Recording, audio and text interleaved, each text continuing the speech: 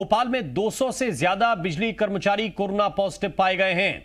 वहीं पूरे प्रदेश की बात करें तो यह आंकड़ा 2000 के पार है। हालात यह है कि अगर स्थिति नहीं सुधरी तो आने वाले एक हफ्ते में इसका असर बिजली की सप्लाई पर भी देखने को मिल सकता है। अधिकारियों का कहना है कि कर्मचारियों के संक्रमित होने से काम प्रभावित हुआ है।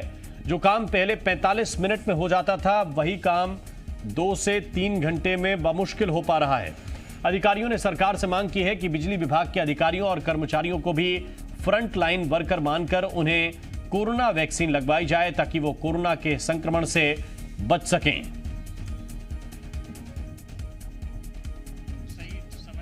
निर्णय नहीं लिए गए तो सप्लाई पे आगे यही फर्क पड़ेगा कि जब हमारे फील्ड पे काम करने वाले लोग नहीं रहेंगे तो सप्लाई व्यवस्था ध्वस्त भी हो सकती है। जो हम पहले हमें लगा 45 मिनट या 1 घंटे में देते थे, वो आज 2 घंटे या 3 घंटे में हम सप्लाई मेंटेन कर पा रहे हैं। तो लेकिन ये कोई ध्यान नहीं दे रहा है, ना माननीय मुख्यमंत्री जी, ना ऊर्जा मंत्री जी। इसलिए उनसे हम अनुरोध करेंगे कि इस पर तुरंत ध्यान दें।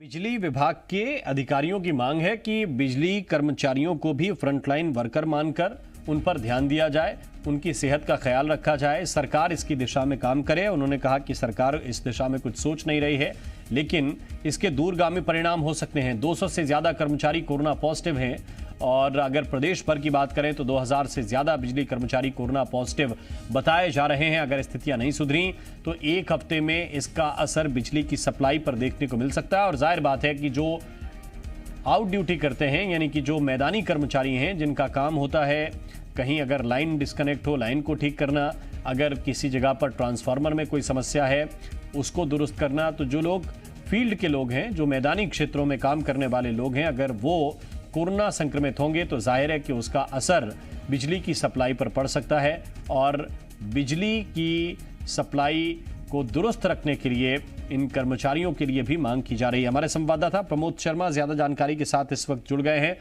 प्रमोद, बिजली के विभाग के अधिकारी क्या मांग कर रहे हैं और क्या सरकार की तरफ से कोई आश्वासन मिला है इस विभाग को? देखिए, 24 घंटे बिजली कर्मचारी काम करते हैं। बिजली की सप्लाई निरंतर जारी रही और कोरोना काल में पिछले 1 साल भी उनकी सेवाएं हमने देखी हैं। लेकिन अब बड़ी संख्या में कोरोना पॉजिटिव बिजली विभाग के कर्मचारी अधिकारी होने लगे हैं। भोपाल एडीएम दफ्तर की बात करें तो 200 से ज्यादा कर्मचारी अधिकारी कोरोना पॉजिटिव हो गए हैं और इस पर अब काम पर भी असर दिखने लगा है।